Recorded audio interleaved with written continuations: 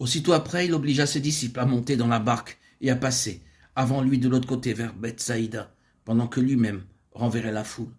Quand il l'eut renvoyé, il s'en alla sur la montagne pour prier. Marc 6, 45. Ce verset nous dit que le Seigneur a une voie pour chacun de nous.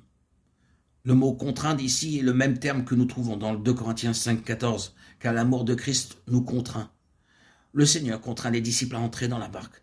En d'autres termes, l'illustration de ces types nous enseigne que le Seigneur, après avoir été mis à mort pour nous, contraint ceux qui veulent le suivre à entreprendre leur traversée.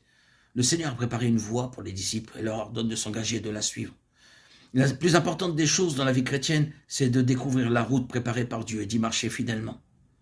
Malheureusement, d'une part, beaucoup de croyants n'ont pas découvert leur route, et de l'autre, quelques-uns de ceux qui l'ont découverte ne s'y engagent pas. Il n'est pas étonnant que leur voix soit si passive et confinée, et que l'œuvre de Dieu souffre autant des conflits et de l'opposition. Ce dont nous avons le plus besoin les uns des autres, c'est d'aller nous-mêmes dans la présence de Dieu, pour la prière avec soumission, dans la quiétude, pour chercher avec simplicité de cœur ses directives, selon ses voies préétablies, et d'y marcher de tout cœur selon sa volonté, prêt à payer n'importe quel prix.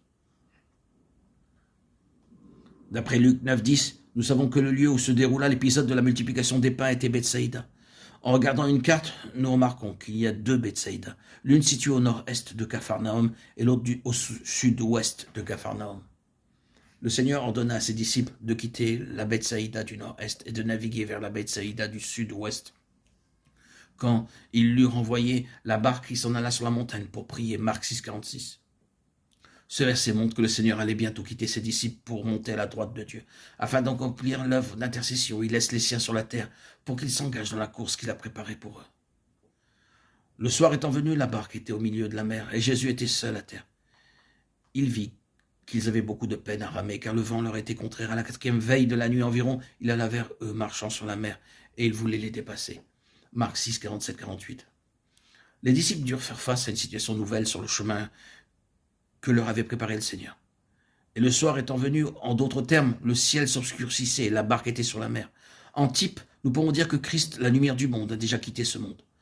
À son retour, il sera l'étoile du matin et le soleil de justice. Depuis son ascension jusqu'à son retour, l'histoire du monde est celle d'une longue nuit noire. D'après l'opinion des hommes, le monde devient meilleur et plus lumineux, mais selon la parole de Dieu, la nuit est avancée. Dieu n'a pas dit que le monde serait meilleur et plus lumineux, au contraire, il déclare que la nuit est fort avancée. Nous sommes maintenant dans cette nuit noire, c'est pourquoi nous voyons les ténèbres qui nous environnent. Êtes-vous conscient des ténèbres autour de vous ? Si vous ne savez pas ce que sont les ténèbres, si vous n'avez pas la conscience des ténèbres autour de vous, c'est que probablement vous êtes assimilé à ce monde. Mais si vous marchez dans la lumière et vivez auprès de Dieu en demeurant en Christ, en jugeant sans cesse les œuvres de la chair et en obéissant à la conduite du Saint-Esprit, vous discernerez très naturellement que ce monde est vraiment ténébreux